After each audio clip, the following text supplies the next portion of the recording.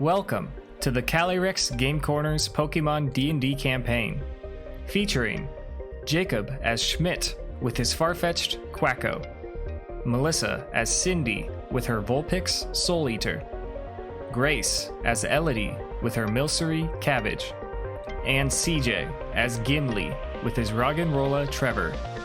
My name is Rich and I'm the Game Master, and this is Dunsparce and Drampa.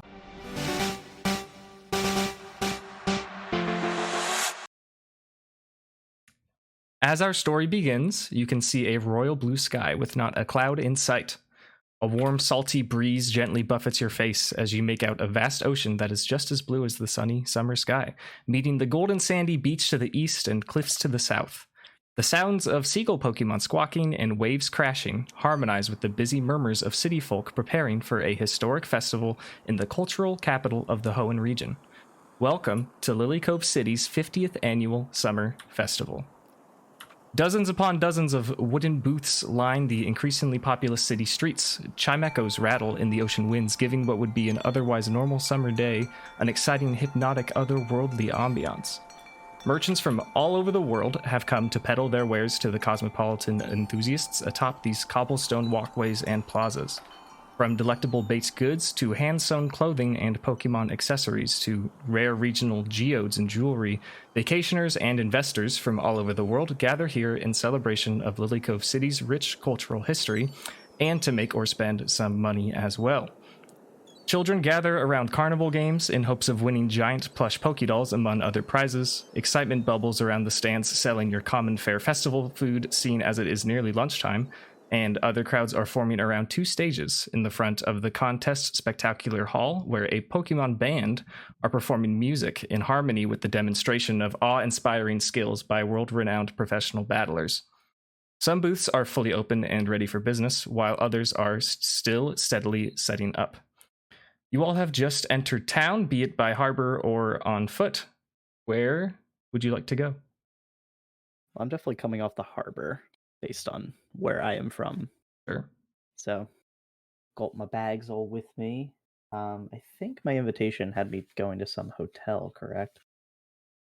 At the Lilycove Harbor, a gentleman reaches out towards you and says, "Ticket, please." What does this gentleman see? My character is a 4'11", bald, fully bearded man. His beard's up in a braid currently because that's how he keeps it neat and tidy. He has his pair of go goggles. He always looks like he's ready to be on the job, even when he's not. I have my overalls, just a plain white shirt to go right under them. Nice thick steel-toed boots, even though I'm on vacation. My full bag of looks like almost hiker style backpack, like we've seen like the hiker trainers, that they look like they have that full style. And again, even though I'm clearly supposed to be here on vacation, I look like I'm ready to like go dig a hole somewhere. And he just kind of, I guess, feels uncomfortable sort of out of sorts because I don't look like I'm a vacation type of person. Yeah, the ticket master here at the harbor claims your ticket. He tears it. He kind of looks you up and down, and he thinks to himself, like, is this man here to work, or is he here on vacation? I don't understand with this outfit, but come along. I'm excited to relax. Does Gimli have a friend with him? Gimli does. Gimli has a small Roggenrola named Trevor. He's just he kind of just waddles along wherever he goes. I usually try to, if he's lagging by a little bit, we'll pick him up and just take him with us, like grip him by the hand, so I can always just grab him and take him with me if he's falling lagging behind. But Trevor's my little buddy. He's actually visibly very excited to be here rather than being like uncomfortable. Like he's definitely ready to relax. Is he bobbling by your feet, or are you carrying him? Is he leashed? Currently, he'll be bobbling by my feet. Okay. Excellent. So yeah, where's Gimli trying to go right now? Because I was told to relax, and my wife wouldn't let me carry my bag everywhere I go. So I think Gimli wants to be on the way to where he's supposed to be staying. Yes, might have a representative there. So I'm probably going to go to the OMA to the representative, locate them to see if I can check in my stuff somewhere, because my wife wouldn't let me go on with my bag, even though I insisted that I needed to keep it for reasons. Sure. All right. She would freak out at me for it. So you're going to walk around and look for an old coworker, perhaps someone who you might recognize. Absolutely. All right. Who else came by ship? I believe I did. All right. I'm assuming you're also coming from Lilycove Harbor, perhaps on the same ship that Gimli did, Possibly, yeah. but maybe not. As the ticket master says, "A ticket, please," and claims your ticket, what is the character that he sees in front of him? 5'11", very well groomed, young adult male. It's like he's a little cut. Like you can tell he works out, but he doesn't look particularly strong. If that makes sense. Mm-hmm. Like he's toned, but he's not really like he's not going to get in a fight anytime soon. He is wearing a kind of a nicer like button-up shirt, but one of the like it's buttoned up like acceptable amount of like buttons undone at the top, and then it's one more past that to where you can see like a little too much of his chest. Yeah, I know what you're talking about. And then just wearing some nice slacks with some nice moccasins. Moccasins. Yeah, I love that. Awesome. That's him. And he has his Farfetch'd following him. Mm-hmm. Farfetch'd is very excited to see everybody. Quacko's just like walking up and talking to everyone they can. Great. Just walking Quacko up, is like, Farfetch'd star! And then I'm just like, Farfetch, get over here. We don't talk to strangers. He's Cantonian, right? Yes. Okay. Again, this Ticketmaster is like, we've got a rowdy, interesting, cosmopolitan group of people coming today, eyeing you up and down. Open shirt makes sense, but moccasins on the beach, very strange. Tears your ticket, lets you inside. It's comfortable on my feet, sir. Do you say this out loud? Because he wasn't speaking out loud. Because he notices him hiding. All right, excellent. He's on the job, so he won't make any reaction, but he kind of side eyes you as he says next. I also side-eye him. Where does Schmidt and Quacko feel like going first on their vacation? Probably check into the hotel first. Cool. You set on your way to the Cove Lily Motel. As you do that, who else is arriving? Are they coming by ship? Are they coming by some other means? I'm probably coming in by ship here. Okay. Same story goes to you as you depart from your ship from the Kalos region. What does the Ticketmaster see before him? Average height girl, early 20s. She's got freckles and like caramel brown hair just above her shoulders. She's wearing like this like pink dress, and she's got like a little brown apron, and she looks very well put together. Probably smells pretty good, like a bakery or something. Definitely looks like, you know, she could be working at a bakery. And then she probably has a little milcery, probably chilling with her, probably sipping a juice box or something. What's this milcery's name? Cabbage. Excellent. Cabbage. Sure. Ticketmaster sees Elodie and Cabbage and is like, finally, someone looks like they're ready to vacation. Tears your ticket and lets you out into the salty, warm ocean air. Where would you like to go?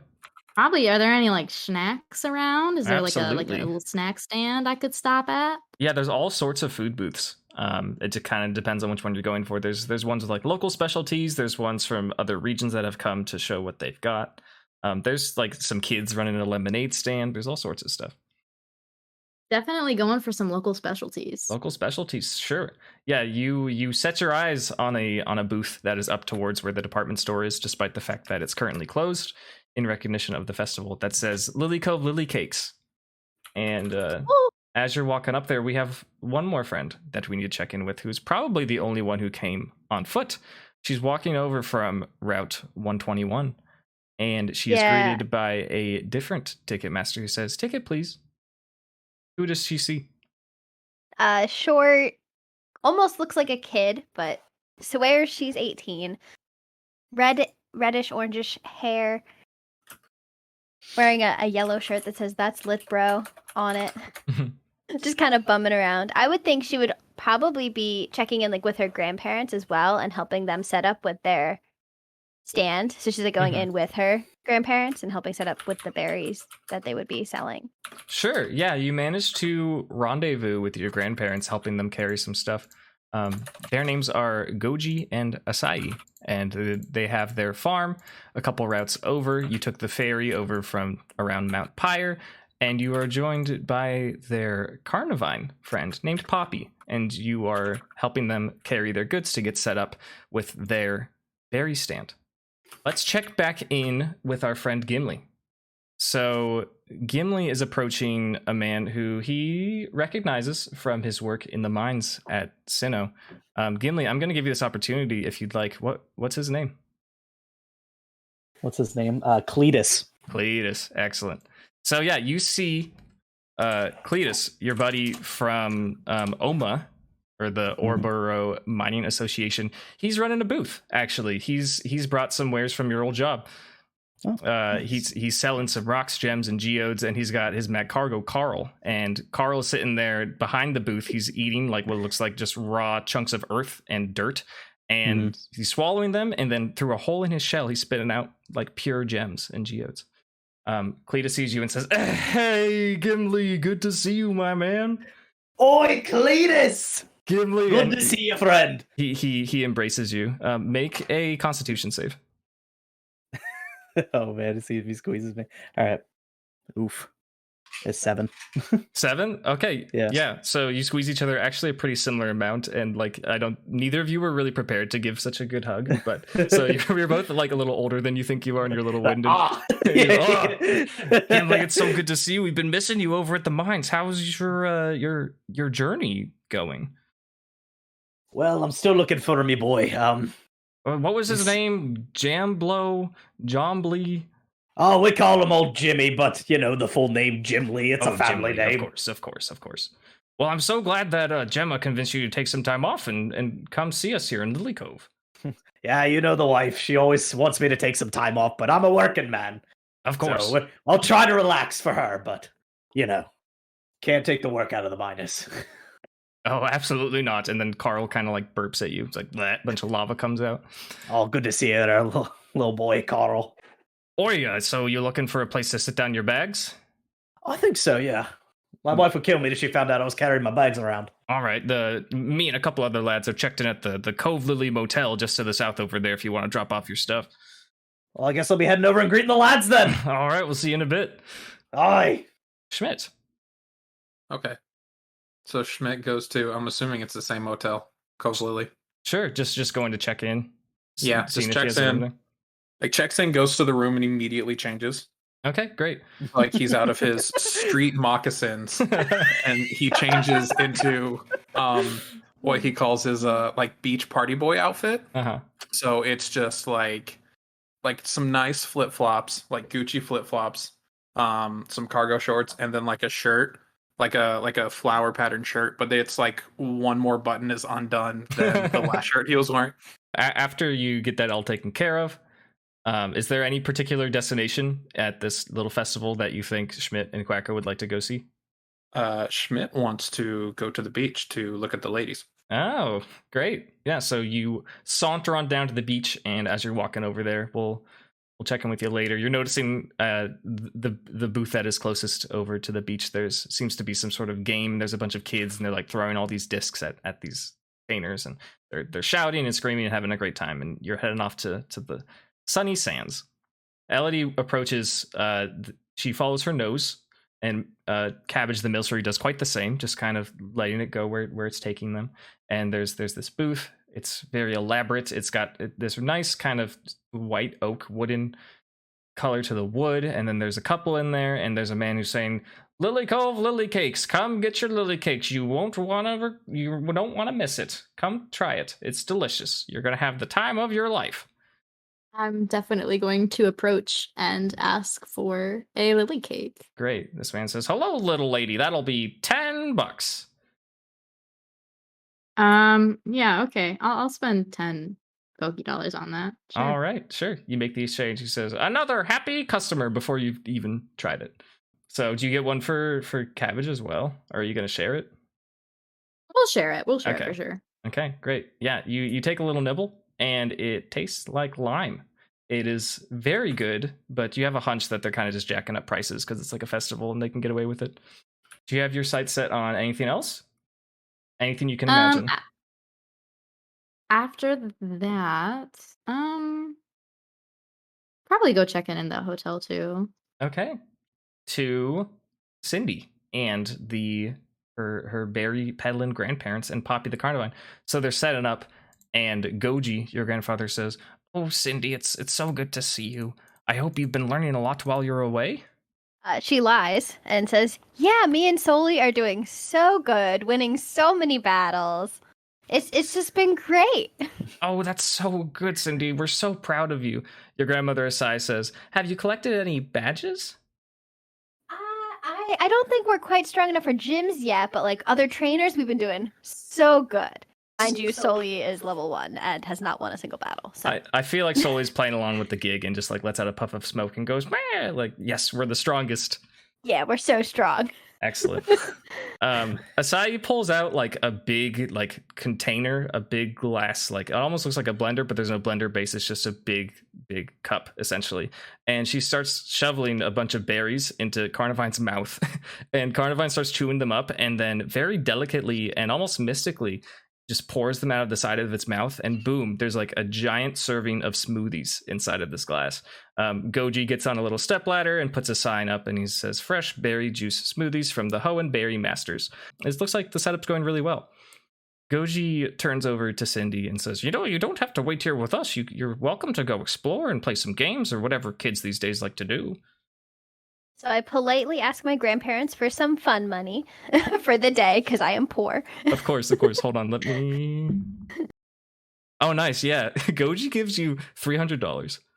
Oh my god! He's like, "Go have fun, Cindy. We're so glad you're here." He just didn't even look. He just like reached into his wallet and just grabbed a bunch of bills. Like, he didn't care how much he gave you. He loves you. Is there... So I take it and just kind of look around, see what's around. Sure. A booth that's close to you that's selling like what seems to be funnel cakes. There's a game that's your classic throw the ping pong balls into the fish bowls, but there's no fish in the bowls. They have like little fake fish, but there are definitely prizes there.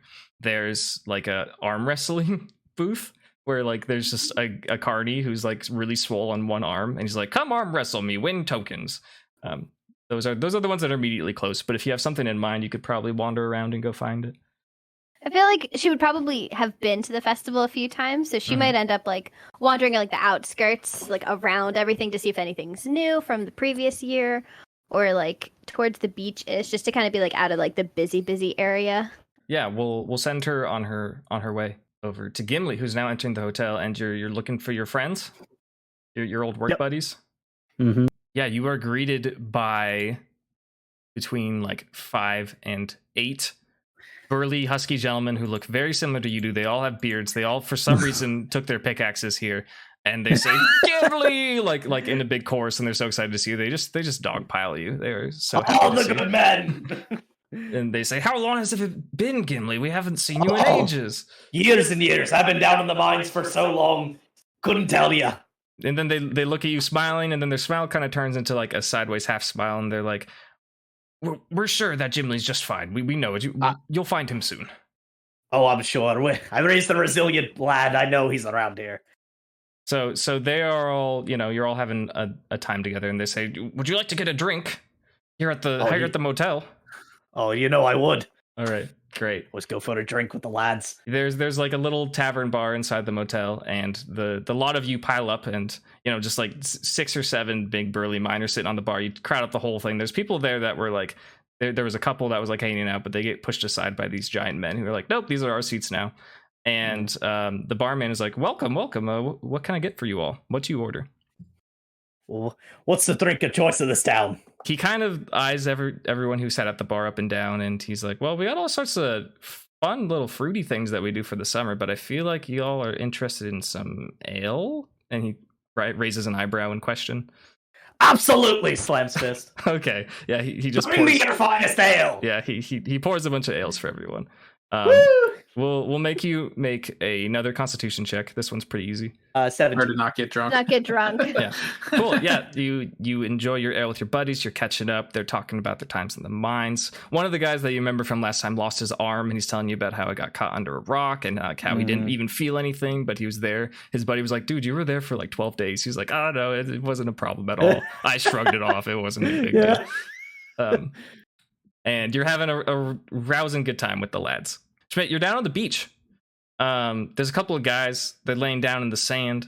They got a couple crab looking Pokemon that are like also on their backs, and they're wearing sunglasses. All 4 of them are wearing sunglasses. The 2 lads, the 2 crabs, they're just roasting in the sun. They are, one might say, red as lobsters, crabs included, and they're like, "Hey man, where are you from?" The crabs are on the people's backs, or No, the crabs are lying on their backs? like there's 2 towels, right? And then there's 2 guys. They're lying on their backs towards the sun, and they're all sunburned. They're wearing sunglasses.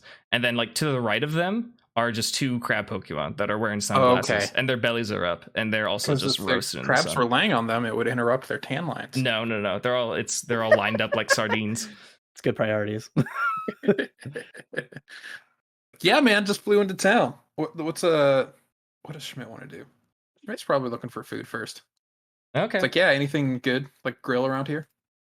He's like, yeah, there's a kebab grill booth that's over there down by the museum. I'd recommend you check it out. It's pretty good. They got some tiny mushrooms. Put them on a stick, grill them up. Delicious. That sounds good. I look at Quacko to make sure, because he's mostly just getting food for Quacko. Like, Sure. that's his concern. And he's like, Quacko, do you want to get some kebabs? And Quacko, I don't know. Yeah, Quacko quacks enthusiastically, like, it's time to eat. Cool. We will head down and get some kebabs. Where were you headed? You were just going into the checking the stuff out? Yeah, in the hotel. Oh, yes. You went to check into the hotel, and the host there asks, what's your name? Elodie? All right, let me check your reservation. And he types away at a keyboard. And he says, oh, yes, room for 1. You are on the 2nd floor. Here's your key card. Hands your key card. And says, we hope you enjoy your time here. Merci. Let me know if you have any questions. Okay, thank you. Great. Yeah, So, I'm just gonna go put my stuff in my room. okay, cool. Are you pulling a Schmidt and have a fancy outfit change? You're already pretty dressed for the vacation, I feel like. Yeah, I'm probably not gonna Okay. change much. Just getting settled in. That's good. Cool. So we got some friends in the Cove Lily Motel. Cindy is out exploring. Did you decide where you'd like to go? Not really. Okay. She's just vibing, You wandering around, looking how she can spend her money as effectively as possible. Because again, she's pretty broke. I mean, now she has money, but she still doesn't want to like blow it because that'll probably carry her through the next year until the next time her grandparents give her money. Sure. The most crowded booth that you can tell right now. It's got a bunch of people your age, older, younger, all sorts of people gathered around.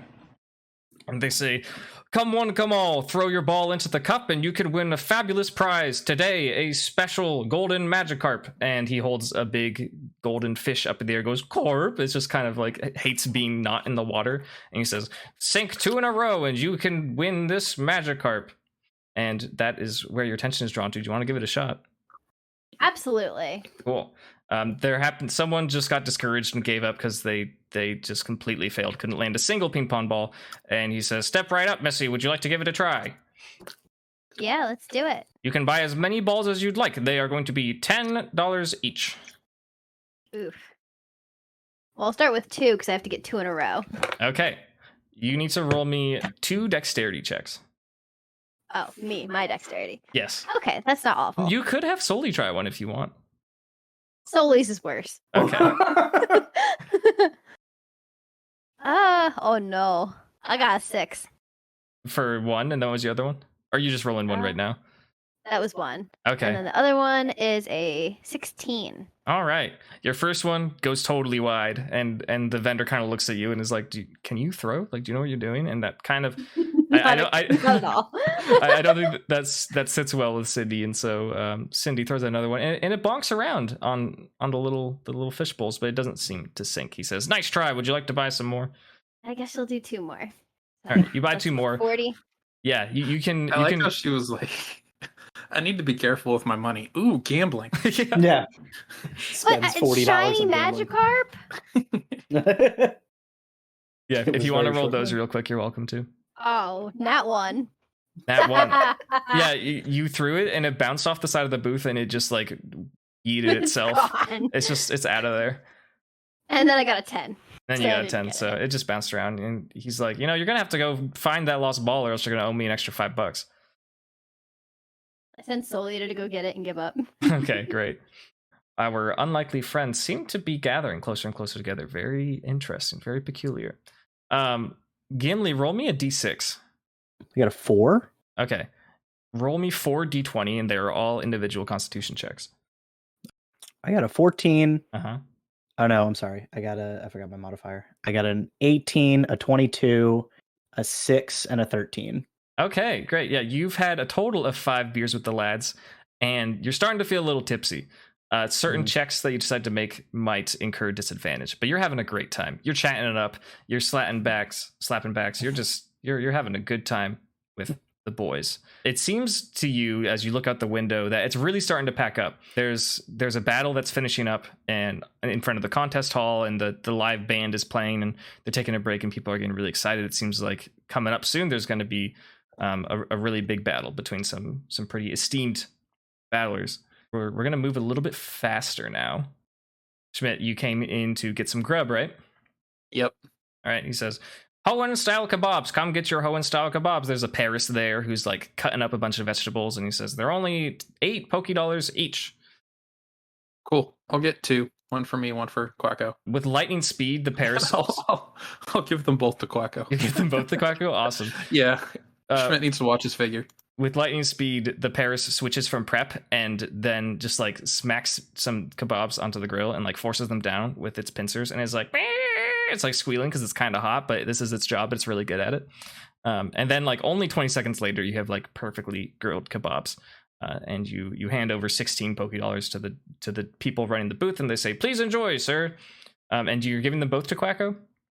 Yes. All right. Are you gonna take his leak, or is he just gonna hold all 3 of them? He'll probably hold all 3 of them. Okay, great. Imagine he has like a tuft of feathers where like he keeps his leak like behind him. Okay, cool. You know, like around his tail or whatever, and then so he'll like tuck his leak back there, and then he'll just have both kebabs. They fit very naturally in like his leak hand. We'll check in with Elodie. Elodie, what are you doing? I'll probably just go and like go walk around the booths and see if there's any like interesting like ingredients or anything to look at. Yeah, you walk by, and the one that catches your eye, they have a Unovan flag on their booth selling mixed spices from the outskirts of Castelia City and the desert resort. That smells really good, really rich, lots of spicy, savory. Catches your eye. Do you go check it out? Yeah, I'll check it out. They say, hello, young one. We come here from the Unova region. Would you like to try some of our delicacies? Are you giving out samples? Yes, in fact, we are. And they hand you like what looks like a little pita bread, and it has a paste that's smeared on it. It's like a brown paste, and it's almost sizzling in the summer heat. It looks very good. I will give some of it to Cabbage and also eat some of it myself. Okay. Roll Cabbage a constitution check. Oh goodness. So 9. This paste is delicious. It is very spicy. Cabbage is more or less made of milk, and this milk is good at satiating spices, but isn't great at handling spices when they are ingested. Have Cabbage roll a d4. Oh no, Cabbage. Oh, Cabbage, no. Cabbage is taking damage. I got a 2. Okay, so Cabbage takes 1 damage Okay. from the spice and looks at you like, how could you do this to me? I'm so sorry, Cabbage. We make sweets. And so Cabbage kind of turns around and like side eyes you like, how dare you? You try it and it's delicious. It's great. You can handle it just fine. But for a creature made of milk, it's a little intense. Yeah, I probably should have thought about that. Yeah. The Univen salespeople are so like, they say, so what do you think? And they like try not to look at Cabbage. It's pretty good. Thank you. Would you like to? I'm just gonna like walk away quickly. Okay, as you're walking away, they're like, "Would you like to buy a bag of curry powder?" And you just aren't even paying attention. Yeah, no, I'm out of there.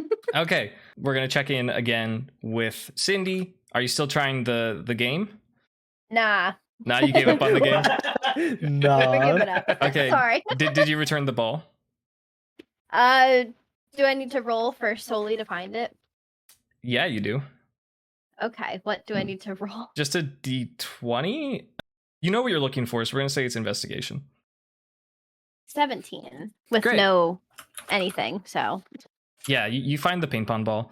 Are you gonna have Soli hand it back to the vendor, or are you gonna take it from Soli's mouth? Soli can take it. she's a big bull pig. She can handle it. Have Soli make a dexterity check. 13. Okay. Soli launches it up, and it ricochets off the wall and it manages to sink into one of the bowls as Sully returns the ball. The vendor says, "Oh, there's one. There's one. Are you going to keep trying?" And he noticed that you're trying to leave. Well, we didn't pay for that one, so no. Okay. He's like, "Oh, well, yeah, you're right. I should have given you that opportunity. Okay, next." And then he ushers the next person in. You could get back in line, or you could try and go somewhere else. I should probably start wandering around again, just seeing what else is there, seeing what people have to sell. Okay. We have drunk Gimli in the tavern. Not drunk, a little tipsy. He's hanging out with his friends. He's a few beers deep for sure. We have Schmidt and Quacko enjoying some kebabs. They're strolling around, having a great time. Elodie had some curry. Cabbage is a little disgruntled by how spicy the curry was. And then Cindy, not quite having succeeded in winning the Shiny Magikarp prize, is still cruising around the booths. All of you seem to have gathered towards the center of the town right now. You're like in this crux that's between the contest hall, some sort of fan club, the motel, and the Pokemon Center. And all of you hear a very upsetting scream of a young man who says, "Pablo, no!" What do you all do? Pablo? We are not taking turns anymore. You are all acting together. Boy, what was that? I think we're going to go investigate, find out what's going on over there. All right, you're going to head towards it? Absolutely. Okay. I feel like Cindy heads towards it, but like not like I'm running to go help, more to like see what's going on from a safe distance. Okay, but Sully's eagerly galloping up. I don't know why Sully gallops, but Sully is on their Fox way. Sully's Shots. like, screw you, I'm going anyway, because she's sassy and doesn't care what Cindy Great. has Yeah, to because say. Cindy's a pet trainer. Great. It probably just follows. I'm assuming it's like a crowd that's like gathering around it, so he probably just follows the crowd over there. Okay, sure. Like Ellie, Yeah, not I'm just gonna, necessarily. like- are you compelled to see what the hubbub is about? Yeah, I'll probably just like check in with like Cabin and be like, "Yo, like, did you hear that?" And then like we'll probably go check it out. Okay. So as you all kind of gather around this commotion, you see a young man, probably in his late teens, early 20s. He has all these objects in boxes that seem to be general like convenience goods for trainers. He has got like all these lights that he has equipped to the front of his booth, but they aren't turning on. And he just says again, "Pablo, where'd you go? I need you." He's like very upset. He's rummaging through his boxes. He's like doing the thing where he pokes his head around and he puts his hand like a salute over his eyes to block out the sun a little bit, and he's trying to find something or someone. Oi, friend, are you looking for someone? Yes, my precious Pablo, he's gone missing. I literally cannot start the shop without him. I need you to find him for me. He's about this big, and he holds up his hands to be like about a foot, and he's yellow, and he has really cute little black ears and a tiny black tail and adorable pink cheeks. Please find him. Oi, it's a Pokemon then. Yes, he's my cherished Pichu. Okay. If- Understandable. If you I'll find try him, to find him. and anyone who finds him, I'll reward you handsomely. I promise. Schmidt Can sees Cindy roll Gimli. investigation for I sorry. was gonna I was say gonna say Schmidt roll for sees investigation. Gimli and says, "Ooh, homeless man," and then walks the other way. Oh no. Because Cindy probably would have heard like a reward for finding this Pokemon, so Cindy's like, I can look for a Pichu. Sure. Okay. So you agree to this? Yeah, to at least look around, like like I guess would that be investigation or would that be like perception or something? Sure. That would be. We're gonna say perception. I got a 15 Okay. for perception. Yeah. You see a very peculiar set of footprints that lead towards the direction you came from, Route 121, and it seems like currently stalking this path is a man in a Hawaiian shirt and a duck holding kebabs, and they look very sketchy. I guess I would ask them like, hey, have you seen a Pichu? Name was it Pablo? Pablo, yeah. Mhm. He's disgusted by her fashion. First off, The T-shirt that says. yeah, and just like the whole combo. With the jean So shorts. he probably like doesn't really scoff, but like makes a face like ugh. And then he's like, "Oh yeah, the guy at the booth was looking for a Pichu. I haven't seen anything. Come on, Quacko, let's go." Elodie, what do you think of this commotion? Yeah, I'm gonna ask the guy, is there anything I can help you with while you don't have your Pichu? Oh, that's so nice of you, sweetie. But honestly, I really need Pablo. I can't do this without Pablo. And he starts to cry a little bit. He's, oh, Pablo, please come back. He said, I would look for him myself, but I can't leave my booth. All my goods are here, so I really need your help, please. Oh, okay, I'll help. Okay, great. Yeah, I'll help look around. You gonna give a roll? Yeah, I'll do that. Sure. Question for the DM. Yeah. Does Schmidt hear him cry? Yeah. Okay. Schmidt starts to feel a little bad. It's very short. This is an investigation, right? It's perception because we're looking for clues, but we don't really know what yet. I got a dirty 20. Yeah, dirty 20. Great. Yeah.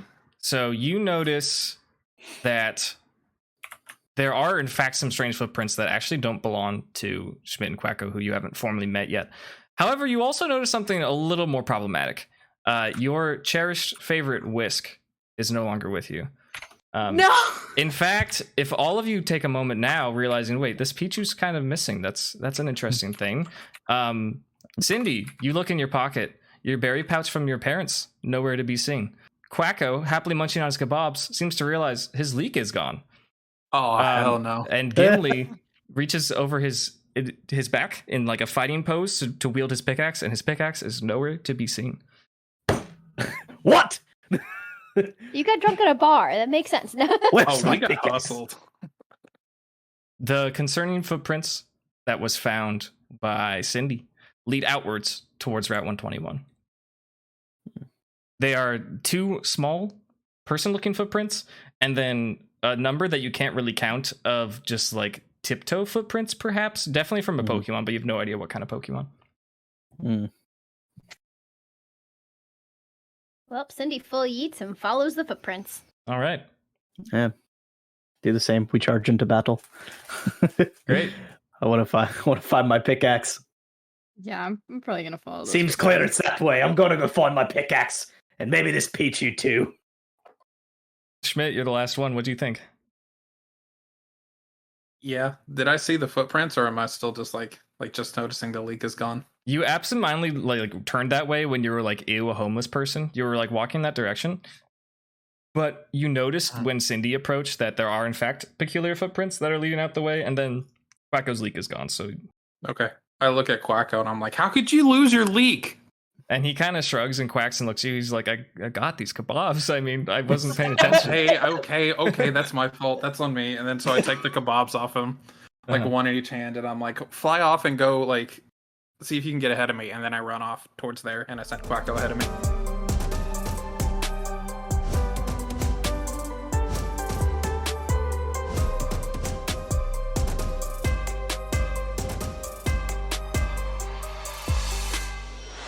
Quacko flies up ahead, flies in front of these so far unmet travelers that are all on the same mission.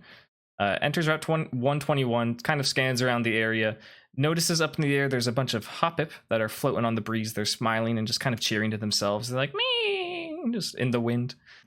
Quacko observes this winding path of like kind of pointless and excessive fencing in front of you. It seems to be like segmenting areas of grass, and there's some people milling about. There's a large building. It's got a sign on it that says closed. There's a harbor to the south, a port of some sort, not as big as the one in Lilycove, but it seems like there's a bay just to the south of where you are, and can't seem to find any further evidence besides the footprints that are just headed in this direction. He flies back down to you and kind of reports this with a series of quacks and pointing. Continue on. Just running with 2 kebabs, 1 in each hand. Perfect. It's like dual blades or something. The 4 of you, or I guess the 8 of you, are off. You're running towards Route 121. You're leaving the festival. Directly in your path, on either side of a fence that blocks your way, there's like a kid. And he's in a blue t-shirt. He's wearing tan shorts. He has a red backwards baseball cap. And he looks at Schmidt straight in the eyes. And he says, "You locked eyes with me. That means we have to battle."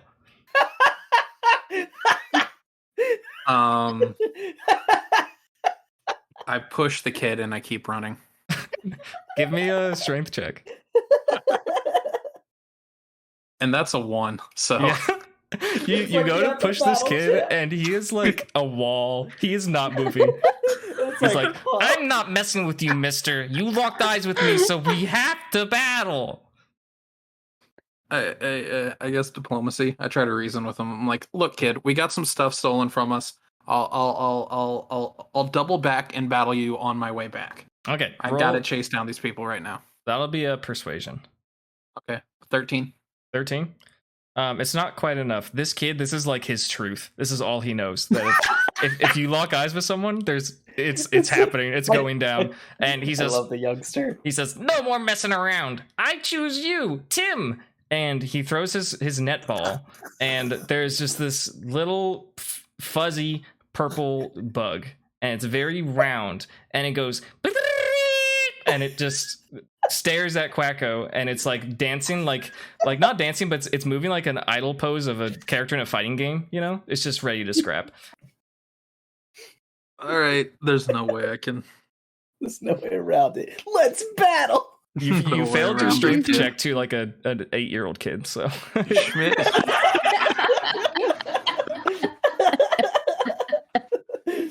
As he sends out his beloved Tim, he eyes all of you, and he's like, I think I can take on all of you. Oh, so this is an invitation for all of you to roll initiative.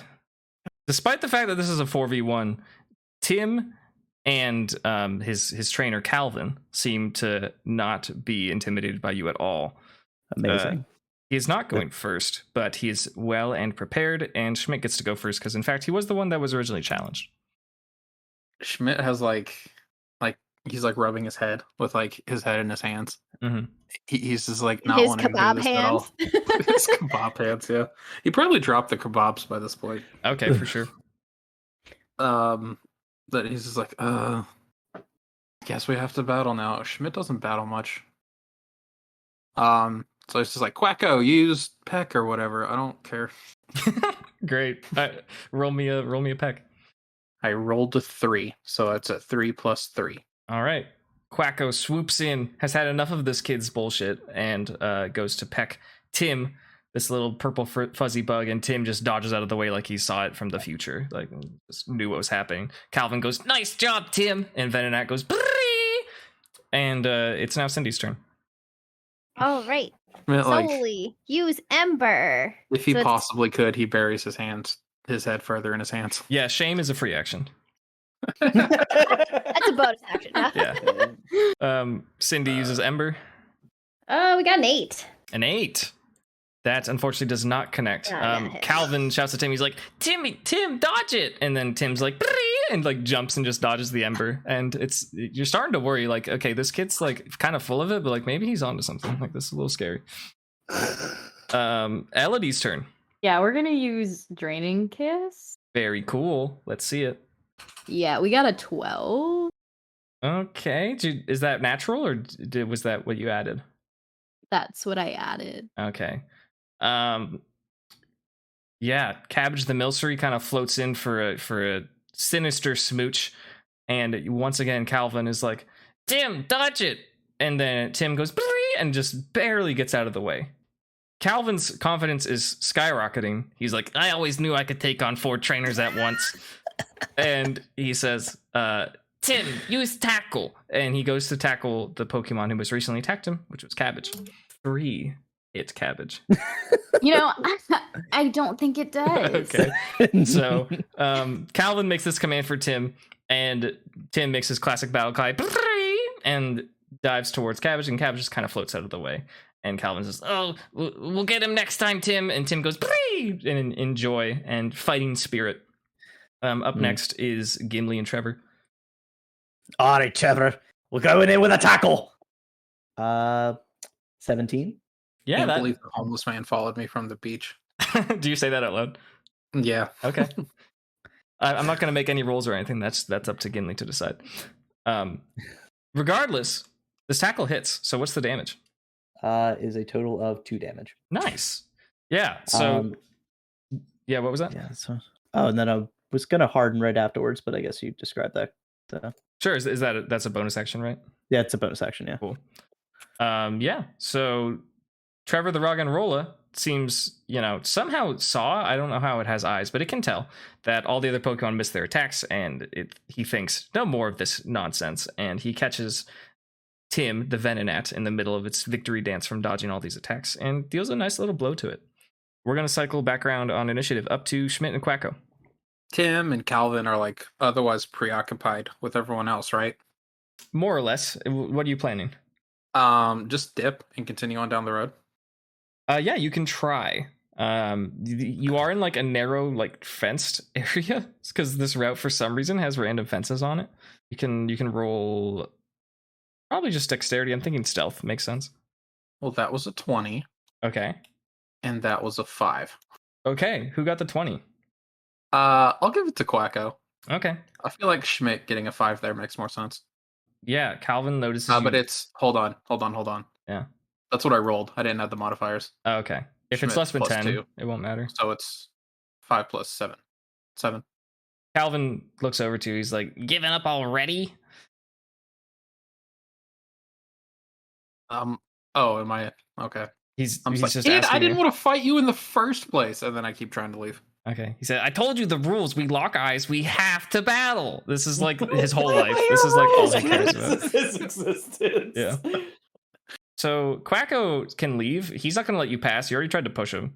You can send Quacko on like a mission and I guess escape initiative if you really want. Yeah, I'll send Quacko on a mission. What are you going to have Quacko do? He's gonna keep following the footprints. Okay. He's got to get that leak back. Okay. I will let him escape, but he will provoke 1 attack of opportunity. It's a 15. Does that break armor class? Yeah, barely. Okay. But yeah. And a max roll. So that Quacko's going to take 7 damage as he tries to fly away from Tim. Sandine Soli. All right, I'm gonna have Soli try to Ember again. Let's get it. We got an 18. Yeah, that'll hit. Roll damage Woo. and double the dice because it's super effective. So we got a 4 and a 1, so 5. 5, great. Tim takes a massive Ember. 18 to hit. In the description, at what point does Ember burn? 19 or 20. Okay, so close. Yeah. Tim the Venonat takes a terrible amount of damage and lets out a sad "Brrrr." And Calvin says, "Tim, you got this. I believe in you." And then Venonat goes "Brrrr," and like looks up in like hope and like kind of like gives it anime eyes over to Calvin and then turns around and faces you all again. Elodie and Cabbage are up next. Can you finish off Tim? Let's find out. We're gonna go for a draining kiss again. A 13. No. 13 barely breaks the armor class of Tim the Venonat. Wonderful. Why don't you roll damage? It is resisted, but there's not much HP left. So I got a 5. Yeah, that is more than enough. Do you feel like describing how Cabbage wants to KO Tim the Venonat? Cabbage is definitely just gonna like grab its little fuzzy face with both of her arms and just give a big ol' schmooch. Big Just a old very big ol' schmooch, like biggest schmooch you've ever seen. Great. Gonna suck the consciousness right out of it. Awesome. Terrifying. Wait. I also will heal my 1 point of damage from this, right? Yes, you will. Absolutely. Yeah. Let's go. The life energy that you get back is kind of warm because of the ember that Tim just took. Your mouth still tingles, Cabbage, but you aren't in pain anymore, if that makes sense. Good. Calvin says, "Oh, I can't believe you beat me. Tim, return." And then he faces you all and he says, "That was really close. This isn't the last you'll see of me." And like runs away into the grass. I'm so looking forward to seeing Tim again. Tim in this at some point. I love the youngster storyline. Do we just continue on this path? Yeah. Absolutely. Yeah, Okay. for sure. Quacko's already like a good ways ahead, right? Yeah, Quacko's a ways ahead. If you would like him to try something, if you look, I guess something just particular. another perception check. Sure, go for it. You're a Just to little see if further you down the can see more. route, so you're welcome to try it. You notice that like the northern part of this horizontal route leads to another route, and it seems to be like really hot over there. It seems like there's a jungle, but they're kind of in the middle of a heat wave. And then towards the south again, there's a bay, and there's a big mountain in the middle of this bay. Around the dock to where the ferry would pick people up, there seems to be like a hole in the wall that is like it's like a dwelling that's been carved into the stone on the cliffside, and it seems rather suspicious. If everyone else is still like with me, Sure. I'll communicate that to them, Excellent. and then I guess we'll all just head out. Sure. I guess we're a party now. Busting in to the sketchy abode. Yes, the sketchy road. You still have to navigate some Yeah. funky fencing. I need... Let's see. Elodie got the KO, so have Elodie make a perception check. 16. 16, cool. First and foremost, you all notice something a little strange. Way off in the distance. It sounds like it could be miles away, but you all hear for some reason. You hear a very, very faint sound of like a spring. Just repeatedly, just like boing, boing, boing, just like really far away. And it's very ominous, but also delightful in a weird way. You aren't quite sure.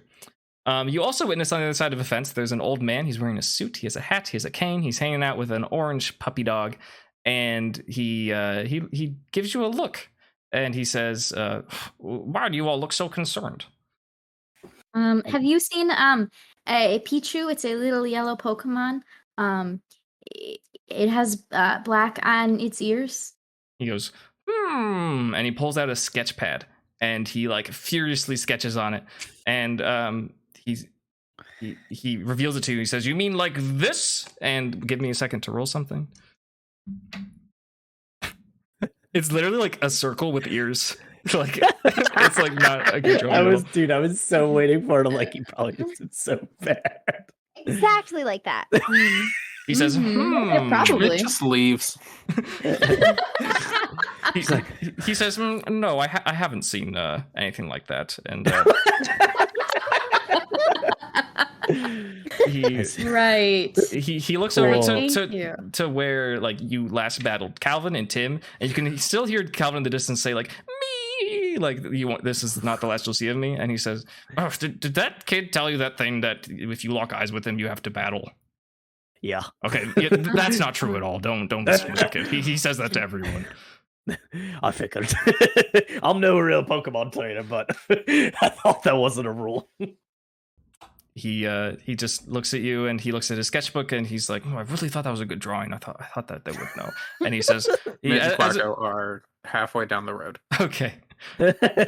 He's an old man, so he's like trying to make small talk. He's like, are you enjoying the festival? Well, it was pretty good until our stuff got stolen. Oh no. Out looking for it. Yeah. There's a thief among us. Suspicious is what he says. Yes, a Mogus. Describe this man again, Richie. An Amoongus pops out of the grass and says sus.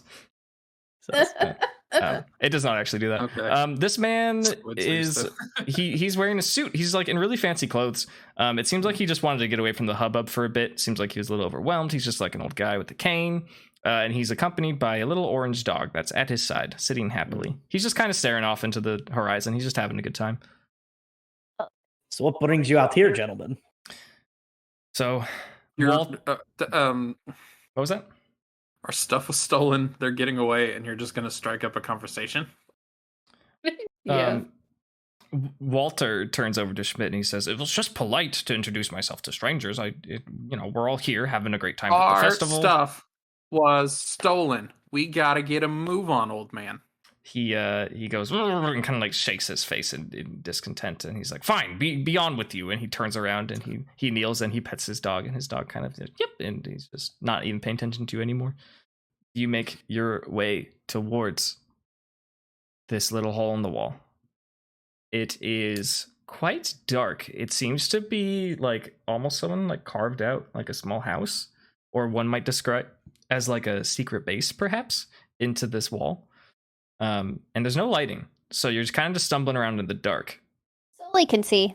Sully can see, true. 30 feet in the dark. Okay. Which, if it's a hideout, that might be the whole hideout. So Sully doesn't mind at all. Sully notices something and maybe lets out like a little yip. But I'll need the rest of you to make a dexterity check, or if you have some other plan. I got a 17 of the dexterity check. Okay. Is this for people or for Pokemon? Dex check or both? It's for people. Okay. Okay. I got a 7. I got a 14. 15. All of you succeed except for Gimli, and Gimli gets swept up in a net trap, and he flings towards the ceiling, and then the lights flash on, and you hear like a voice that sounds like it's gone through some sort of effect, or like a megaphone, or like a DJ booth or something, and it says, "Who goes there?" I start to make fun of Gimli. Like, how are you going to fall for a trap in a cave? You're homeless. You should know caves like the back of your hand. Oh, I'm not homeless. What are you talking to me all this time about homeless? Yes, homeless man. I'm not homeless. I'm just gonna yell back to the voice. Who are you? The voice yells back, "I should be asking, who are you?" And then you hear like some, what sounds like knives clamping together repeatedly, and in your direction it's like they're getting closer, and you hear, or no, the lights flashed on. You see a big old crab.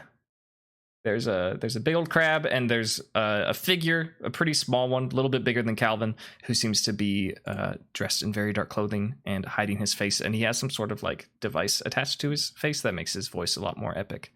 And solely use Ember on the ropes of the net trap to release Gimli. Absolutely. We're all gonna die. Time for fire. Oh no. Okay, we got a 2. A 2 to hit the net. Okay, you don't hit the net, but you do singe Gimli. Gimli, roll a d4. Okay. I'm sorry. No. I got a 2. Take 2 damage. Yeah, you're gonna take 2 damage. You notice that like in either, this is kind of like a rectangular room, and in either back corner there's just mounds and mounds of stuff. There's all sorts of stuff there, and most notably at the top of one of the mounds there is a bound up Pichu who is crying. This boy and this large crab say, "Who dares enter Alfie's base without permission?" Alfie. Are you old enough to have a secret base and be kidnapping Pokemon? His face is covered with like masking, but he kind of like shuffles in his feet, and he's like, how old are you? You can't tell me what to do, Mom. And then he like is like, he kind of steps back, and he's like, no, I didn't mean to say that. Leave, get out of here. Do I see like the rest of our stuff, or is it just the Pichu? You can try and look. Sure. I'll make a perception check. Yeah. Yeah, I gotta rip open this netting, by the way. Yeah, Because clearly the Ember wasn't gonna work, so I'm gonna try to do that. You don't have your pickaxe. There's probably no other implement you can do. What means do you wish to open this net? My hands. Okay, so yeah, Strength, give me a strength. it. Give me a strength. Oh no. That was also a dirty 20 on the perception check. Dirty 20, yeah. Later. I only got an 11. An 11, yeah. You don't break free of the netting, and Schmidt, you do in fact see Quacko's leak. It is pretty close to the Pichu in this pile of just like stuff that you're assuming does not belong to Alfie. Okay. I just casually walk over there and grab it. Okay. You can attempt to. You're gonna have to roll a stealth. I would attempt to casually walk over there and grab it. I don't think he's trying to be. That was another 19. What is it for stealth? Dexterity. Yeah. Dexterity. Yeah. You definitely. Oh yeah, dirty 21. Yeah. You definitely do it. Now, give me another dexterity check for removing the leak from the pile. He hasn't noticed you get over there because you're a stealthy lad, but this might be kind of noisy. Another dex. Okay, +2. 9. 9. All right. Quacko manages to secure his leak from the rubbish. Sick. But this grabs Alfie's attention, and he says, "No, you are not going to take what is rightfully mine." And he asks his crab, his unidentified crab, to use a bubble attack. And does an 18 hit Quacko? Yes. All right. Quacko, why are you taking so much damage? Quacko takes 4 water damage, gets barraged with bubbles, and he says, "If you're going to try and take my stuff, you're going to have to fight me first." Doesn't seem like this guy's going to let you go without a fight. You're welcome to roll initiative, or if you want to try and skill your way out of it, you're also welcome to, but you're going to have to come up with some checks for me. Gimli is still suspended on the ceiling. Can I sleight of hand to see if I can grab my berry pouch and maybe the Pichu? You'll have to stealth first to get over there, and now he's very intent, so it's a high check. But Okay. you're welcome to, but yeah, there's also already some action over there because he just attacked Quacko, so it's pretty much impossible. But you can try. Yeah, no, I got a 5. Okay. 4. Got a 4. Yeah. You try to go over there, and then this crab snaps a giant pincer in your face. Doesn't attack you, but it's kind of just like, don't even think about it kind of thing. Well, I'm not very effective against it. So I'll probably roll initiative, but Okay. 5. I think if one of you is, it'd be wise if you all did for this crab. But I have to don't I have to consume an action or something? Yes, it would be an action. You can try and intuit something that you want Trevor to do, but it might not happen. You could tell that. Why are we getting bodied by like actual children? Because we're level 1. We're bad. We're unexperienced adventurers. We're not even adventurers, We're really. like also basically children. Yeah. Well, I've never battled, so yeah.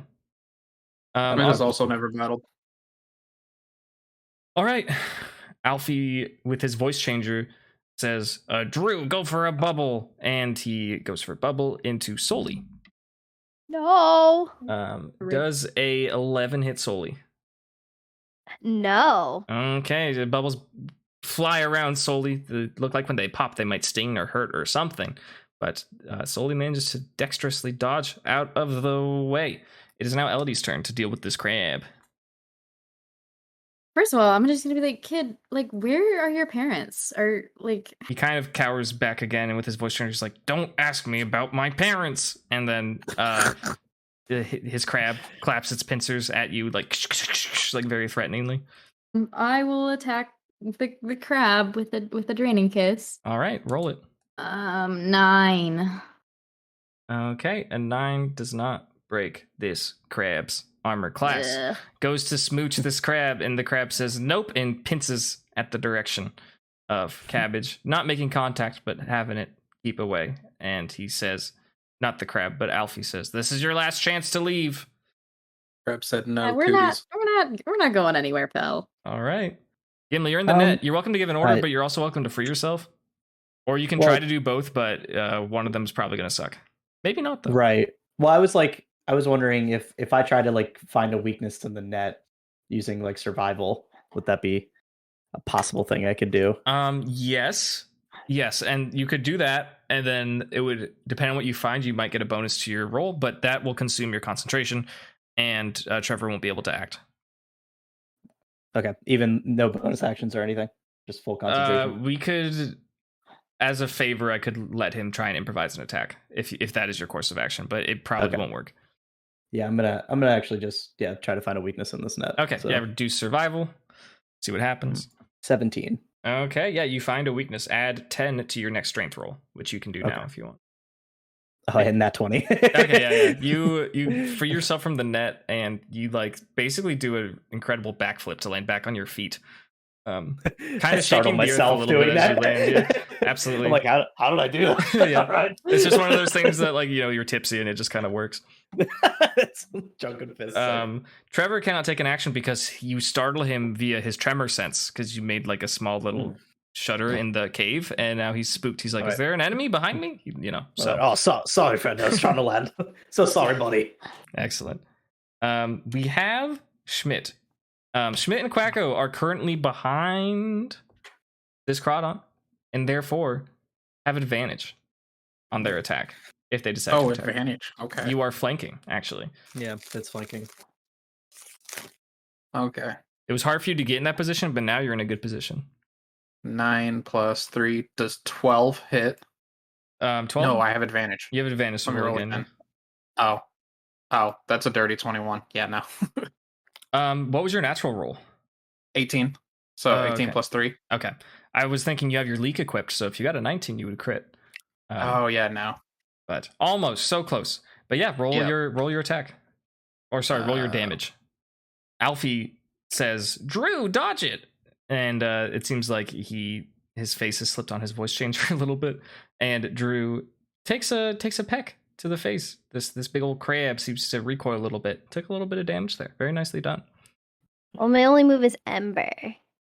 Your only move? Well, my only move that does damage. You always need to do damage, though? Yes. Yes, of course. Tail whip's useless. It's fine. What? Tail whip? Yeah. With Oh, is that damage? No, it doesn't it weaken them for like, Target we have must 2 make a physical wisdom attackers. saving throw. Yeah, for like everyone else that's trying to hit it. There's not a difference between physical and special, right? They might source off of different stats, but no, it's pretty condensed in this home. Oh, so Okay, Lear I just guess- increase the damage they That's take. just- then. Yeah. Yeah, status I moves guess I'll in use- this homebrew are generally better than status moves in the games, so keep that in mind. Yeah. I guess we'll tail whip. All right, I have to make a charisma save. Is that what it is? Drew, the crab, fails its check. So what happens? +1 attack on foe for the duration of the, I guess, encounter. And I believe that applies to everyone. Yeah. So that's I think pretty so. neat. You watch as Soli kind of turns around and flaps its 6 tails at the crab, and the crab kind of looks at it and then gets kind of confused and flustered and takes a step back. It's like, and a successful tail whip. Very nicely done. Can Soli also kind of like, as part of my turn, like get out of the way of a possible future hit? You can move. You could move to back up. You are currently Just back up a little bit, like not so far away that I can't do anything, but like farther away to like not be the center of attention. Sure. Yeah, you were at 10 feet. You can move up to 30 feet away if you'd like. 30 feet's going to put you outside of the cave. 20 not that feet far, would like but- put you at the door. Drew, this crab of unidentified species, is going to attempt to go for a vice grip into Quacko, changing the direction that it is facing. 9 hit Quacko. Nope. All right. Drew, the crab, smacks its claws in the direction of Quacko, and unfortunately does not connect. Alfie and Drew are both looking quite frustrated at this moment. Alfie said, "Oh, we'll get him next time," and the crab makes crab sounds. I think we're gonna go for another draining kiss. All right, everyone who is not Quacko has advantage because you are now flanking. Nice. Nice. 12 and 11. Nice. We'll go with the 12. Yeah, you hit. Roll your damage, Woohoo! and it's super Is effective. it super effective? It is. Nice. This is a dark type crab. 13. That's a big hit. Cabbage the Milcery floats over to the crab, gives it a smooch on its cheek because it doesn't see it coming because it's facing Quacko, and seems to drain some life force, a significant amount of life force out of this crab. The crab, if it had an HP bar, would definitely be in the yellow. I guess I'm just looking to go for a tackle here. Oh, 9. Yeah, Yeah. that didn't hit. 9, unfortunately, will not connect. Trevor charges into the crab, and its carapace on the back, Trevor struck it at just the wrong spot, seems to glance off. Is there anything else you want to do? I want to encourage you all to, use, maybe in place of an action or just as bonus action, maybe try and interact with your surroundings, and I'll let you know what it won't work. I do think I want to do like some kind of perception of my surroundings to see if there's some creative way I can use Trevor for something, but I just Yeah. want to like get a better observation of my surroundings. Sure, absolutely, go for it. A 21. You look at the inside of this cave, should I say the secret base. It's kind of adorned in a silly way. There's like a carpet that you all are battling on. It has a picture of a Meryl on it. You don't know if that's stolen or if it was legitimately purchased or not. There's a poster of a Seviper on the wall. There seems to be a box on the wall to your left that has a bunch of electronic stuff in it. Like it seems like a breaker box or something. And there are 2 lights overhead on the ceiling. There's one directly above you, and then there's one further down into the room where all the items are being kept. There's only one door out, as you can see, or to the best of your knowledge, but it does seem like there's some sort of tunnel that's about Crawdaunt sized that's in the back of the room that leads somewhere. Are we all fighting on the carpet? Yeah, you're all on the carpet right now. Okay. Interesting. It's got a really cute Meryl on it. It's great. Yeah. Are there pads on the ground that make you spin in circles? No, but there are pads on the ground with music notes on them. You aren't sure what they do. Oh, but nice. they're there. Sick, Nice. sick. Very I like to play the first 5 notes in secret base. Megalovania. You'll have to walk on them first, but yeah. We'll move on to Schmidt and Quacko then. Can I yell at this kid and tell him to back off and go home? Sure. Are you Make an yelling intimidation or check. is Quacko yelling? I yell, but I tell Quacko to yell at him as well. Okay. Yeah, you can give me 2 intimidation checks. I'm gonna give Quacko the crit because that will be funny. Mm-hmm. And Schmidt rolled an 11 with his +0. So Great. Schmidt kind of yells at. Do you want to describe how you yell? What do you say? It can't be too good because you rolled an 11, but Yeah. Basically make fun of him, telling him like go back home. Like mom called for dinner. Okay. He doesn't seem to care about what you said at all, but Quacko just quacks like a vicious, terrible, ominous quack. It's like so demoralizing. It's the worst. And Drew the Crawdont seems to recoil from it. Just unbelievable that such a small little duck could make such a fearsome battle cry. And he'll have to skip his turn. So that's pretty dramatic, but it is in fact a crit. So Right, let's go for another tail whip from the back of the room. sure. Drew the Crawdont got 12, but ties favored the attacker. So you get another bonus to hit. Stacks up to 5, right? Yep. So we're +2 right now. Yeah. Woo. And you're still flanking, so it's advantage too. Wild. Woo. Okay. Me? Everyone that isn't Quacko, because he's facing Quacko right now. He's on the other side of him. I guess I'll look for my berry pouch. Oh, dirty 20. Let's go. Yeah, you see your stuff for sure. It's in a pretty similar spot to where Quacko found the leak, and you also notice the whisk and the pickaxe. They're all just kind of the freshest items that have appeared in this pile of loot. Cool. I still kind of stay in the back, but now that I've located it, I'm like, okay, cool. Sure, yeah. It would be dangerous to cross this crap. Alfie was very intimidated by a duck. Or not Alfie, but Drew. So Alfie's trying to give commands to Drew the Crawdont, and Drew's just shaking his head. Nope. Shaking it the best way that a crab can, and is kind of paralyzed in fear, thankfully, to Quacko. So back to Elodie. I think I'm going to go ahead and do a good old training kiss. Great. A big smooch. Oh, net 20. Oh, geez. Okay. Quick training kiss, let's go. Yeah. So you... This crab is dead. Yeah, it probably is. Let's just see how much damage you deal. It's super effective and a crit. So you're going to add whatever your maximum roll is. So you're going to add 8 plus 2d8 plus whatever your bonus is. Do you want to describe how you kiss this crab to death? Yeah, once again, totally just going to grab that little crab, give it a big schmooch. Yeah, I don't know how else. I was like, this isn't canon, but how I imagine it is like DBZ style teleporting around the crab, giving it rapid fire kisses. Wait, yes, that's perfect. 100%, yes. Okay, excellent. Rapid fire kisses. Perfect. You see 100%. exactly that. There seems to be like an aura that's glowing around Cabbage, like, and you could swear that you hear in the distance someone going, like charging up. That's me. I'm doing that. Yeah. Okay. So yeah, Elodie is just shouting, and like little cracks of lightning going off. Yes, absolutely. And this crab faints. Its eyes turn into X's, and it sinks into the ground. And Alfie is thoroughly upset. He rips off his mask, and you see a kid, probably no longer younger than Calvin, probably about the same age, maybe a little bit older. And he says, "I can't believe you came here and ran into my secret base and beat up Drew, and I'm so upset, I'm just gonna leave." And he just runs out the base, and he recalls Crawdont into the Pokeball, and he just jumps into the bay and starts swimming. Kid, don't. Okay. I feel like we should be responsible for this child. I hope he drowns. No! Don't say that! He does have a crab, so he's probably okay. So, Cindy kind of feels for him as a once small child that was roaming the lands. So you all are in this cave. There's all these items that don't belong to you, and there is a crying Pichu that seems to have hope in its eyes.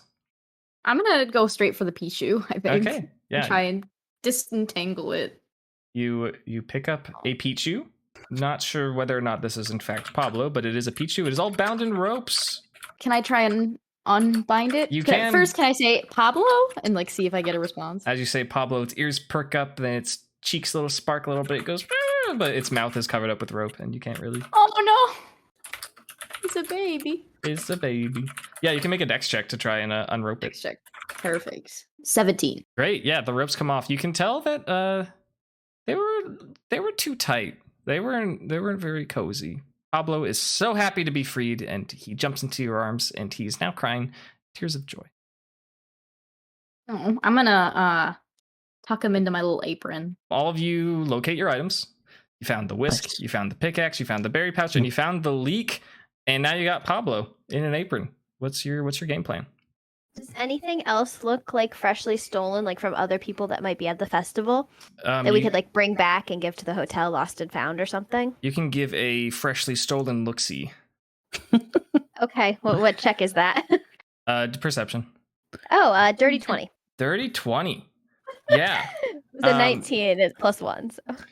You find a blue Pokeball that has a sigil on it that... Who found this? Cindy? Yeah. Cindy. Yeah, Cindy immediately recognizes this as a police Pokemon. Okay. Just stealing Pokemon from the police. What the hell? So I grabbed that This to kid's like an actual degen. What the heck? just to bring it to like the hotel Lost and Found or try and find the owner. Sure, of course. I would also like to go to the police to report everything that has happened. Sure. Yeah, so we'll bring the Pokemon back to the police. We all Okay. leaving the base? Absolutely. Yeah, All sounds right. good. Yeah, you head back down the path of Route 121. Calvin's nowhere to be seen. It seems like Walter, the gentleman, took off. But you do hear a much, much louder boing, boing off in the grass. No, I'm not too interested. I got that thing I'm looking for as well. You got stuff to do, yeah. Yeah, I think we're kind of out of here. I'm a little tipsy and tired. I don't know if you heard. I just got stuff stolen. There's been this homeless guy following me. You were all walking back into Lilycove. You're carrying all of these things, and you walk up to the shop. You can now see on the top, it has some text on the sign of the booth, and it says KAY-Mart. And it seems like the guy who's running the mart got a little name tag. His name is K. And he looks at you all and he says, "Pablo, my boy!" And Pablo leaps out of Elodie's apron and jumps into his arms. And Pablo sheds some more tears of joy. He's like, "I'm so glad they found you. Please let me reward you all. So please add to your inventory 5 premier balls." He's decided to reward you with some of the most premier of Pokeballs. And he asks all of you, "Thank you so much. What are your names? Is there anything else I can get for you?" Well, I'm Gimli. Hello, yes, my name is Schmidt. I would like the reward. Okay, yeah. Roll me a persuasion. I rolled a 4. I'm proficient in it. Yep. So +2, 6. There we go. Big number. Okay, yeah. K of the Kmart looks at you and he's like, I gave you those premier balls, but I mean, I'd be, if you would like something in particular, please speak up. But yeah, I have to still run a business, so I'm not just going to give away all my inventory here. Okay. I had a brain fart on not putting 2 and 2 together that the premier balls was the reward. It seems in character, so that's fine. Yeah, it's it. Cindy introduces herself. Mm-hmm. Hi, I'm Cindy. Great to meet you, Cindy. And who is this one who had Pablo in the apron? I'm Elodie. Welcome, all of you. My family recently acquired the rights to licensing for all of the marts in the Hoenn region. So I look forward to myself and my cousins all serving you. The department store is closed, but soon they will have me working on the 5th floor when it opens back up after the festival. So I please hope you come by. I will tell my family of your heroism and be sure that they treat you nicely wherever they may see you. Thank you so much. It seems like the festival has gotten a lot more crowded. The pervasive boining from Route 121 seems to have snuck up behind you. You all turn around and you see a Pokemon. And I need you all to make an intelligence check. Just a raw intelligence roll. Just the humans. Perfect. I'm dumb as bricks. Let's go. I don't know anything about nothing. Intelligence. I got a dirty 20. Okay. I say that. I got an 18. I got a 12. Okay. Plus, I got a 14. 14. All right. Everyone who isn't Cindy, this is like the cutest thing you've ever seen. This is like it's a pig on a spring and it's holding a ball on its head. It is so cute. Like even Schmidt, your boundaries are a little broken right now. You're like, what is this pig? I can't believe it. Cindy, you feel incredibly hot. Like as if like you were in a furnace, like incredibly uncomfortably hot. And you're filled with just an overwhelming sense of dread. The surroundings of the festival dip away, cut to blackness, and you find yourself in a large room without lighting. And there's this massive array of glass tubing lining the walls and the ceiling. There's a strange 4-legged figure against the far wall of the room, and it's just collapsed in exhaustion, maybe close to death. It has a massive glowing flame standing in front of it. The flame turns its form towards you, and it has a face, and it gives you a nod. You hear a familiar voice say, "Come on, we have to get out of here," as they tug your arm and pull you backwards. You try to run, but you just can't move. You're completely paralyzed in fear. Roll a d6. 2. You take 2 points of psychic damage as this vision slips away, and you're just sweating, and Soli looks up at you and lets out like a comforting coo, as if to say, what's wrong? That was only a little terrifying. As this all happens, as Cindy has a terrible, terrible psychic experience, and you are ogling an adorable pig. You have your new prizes in hand. You have all your stolen items returned. Alfie's nowhere to be found. Calvin might show up again at some point. But all of a sudden, the sky goes dark, and Cindy is not having this based on this terrible emotional experience she just had that this spoink has triggered in her mind. The Pokemon band has stopped playing, and the sounds of people in Pokemon tilling about have just completely stopped, and this is not a vision. Everyone directs their gaze upwards to where the sun used to be, and there is a large aircraft that seems to have blotted out the sun. Panels on the sides of this blimp-looking vehicle open, and smoke comes billowing out of chambers on the sides, and hordes of bats come flying out in a frenzy. People in dark clothing wearing unusual machinery over their eyes rappel down on long ropes, and they have Pokeballs at their belts. There's a voice that booms from the sky that says, "Remain calm, comply, and no one gets hurt." The professional battlers that were on their stage turned their attention to this invasion, and the Pokemon that were battling, a Gengar and an Altaria, positioned themselves in front of all the trainers in the crowd to face the oncoming threat. As the bats descend, they are screeching and being very disorienting and annoying, and seems to be just causing panic and a commotion. So what do you want to do? Probably try and hide. Go back to my grandparents. Sure. Yeah. Roll a stealth. Oh, no. Oh, yikes. Stealth is Dex. I got a 5. Okay, you got a 5. You're looking fervently for your grandparents, the people who raised you. You are in such emotional distress from being granted this vision that caused you actual physical pain, and now there's this terrorist attack happening on the festival. You are so, like, you're just panicking. You just can't have it. What's everyone else doing? Shutting down and crying. What? Sounds like a plan. Yeah. Freaking out.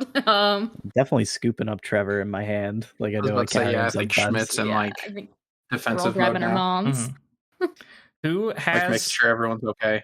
Who has the I police think he'll Pokeball? probably make sure because he knows Quacko's hurt, so he probably make sure Quacko's okay first. Cindy has the police Pokeball. Okay. The police Pokeball starts to like make a siren out of it, and it opens itself, and standing in front of you is a big orange dog, much like the one that Walter had, but bigger, not belonging to Walter. It's bigger, and it looks back and like doesn't recognize you, but it kind of gives you a glare, like, all right, I gotta do something here. And it just stands in front of you and it lets out a howl, and you notice all around you there's all these people who seem like police of some sort, and they're running around with their various Pokemon. The two professional battlers on the stage have turned their battling not from show and now to protecting people. I would like Schmidt to make a history check. Does 23 get you what you need? Yeah, it does. Okay. One of these battlers that was putting on a show +5 to that roll. is Morty from the Ecruteak Gym. And he was battling with his world famous Gengar. He's a little bit older from his years of prime. He's probably in his late 40s, but he's still a healthy looking man. He's adorned with these jewelry or like emblems that they're familiar to you as the history and lore and religion of the Johto region. And has his Gengar throwing blobs of sludge and spooky magic at these Zubats and these people that are rappelling down. You notice, as all of this chaos is happening, one of the people who is rappelling down, who has a visor over their eyes, has a long pink ponytail coming out from the back of their cap, and they throw out a ball from a gloved hand, and this ball opens up. It's a Pokeball as you recognize it, but the de-animizing laser that's a part of it is not red. It is a dark murky black, and it shoots towards Morty's Gengar and captures it. Uh-oh. Oh no. Uh-oh. Let me get Elodie to make a perception check. Right, I can do that. I got a 6. A 6? Okay. Yeah. You don't notice much, but you're still in front of Kay's booth, and Kay is cowering to Pablo. He's like, no, not again, not again. Team Magma and Team Aqua, they disappeared decades ago. Who is this? Who would do this to our festival? You all notice as the police are reuniting with their Arcanines, one of them runs up to Cindy and says, oh wow, thanks for finding my partner, and just takes the ball from your hands. And she seems very, as she's having like an emotional breakdown. It's fine. Cindy's just like sobbing, but this officer seems very calm and takes the Pokeball and says thank you very much. I give it to her as best I can, but again, still having an emotional breakdown. Roll me a dexterity check. 9. Okay, yeah, it fumbles out of your hands and she has to just catch it, and she gives you a wink. She says everything's gonna be okay, all right. So there seems to be this battle going on, and people are screaming and running around in panic. You notice these black beams, these black deanimizing lasers picking up other Pokemon from the crowd. Let me get a check from Gimli, just a perception check. Nat 20. Great. Ooh. As a Sinnohan, you see a Pokemon that is familiar to you. 2 of them, actually. You notice a kid holding a Drifloon. Mm-hmm. The Drifloon gets sucked away. And you notice a trainer who is trying to fight off along Morty's side, who has a Mismagius, and the Mismagius also is captured. A few moments pass. I mean, it's literally just 1 minute, but it feels like a lifetime. The people have repelled out from the blimp, start climbing back up, or they don't climb back up the ropes, but the ropes fall in, and the blimp attempts to take off. One of the trainers who is battling has an Altaria who goes for an attack on the blimp. Does not seem to be able to pierce the armor on this thing. The blimp moves out of the way of the sun and surprisingly fast seems to dart out of the sky. A bunch of police get on the battling stage. One of them has a megaphone and will ask everyone to please remain calm. Everything will be okay. We are still trying to identify who caused this terrorist attack. Until further notice, all ocean and air travel by harbor or Pokemon in the Hoenn region is now prohibited until we can figure this out. Thank you for your understanding. And that's where we'll call our session tonight.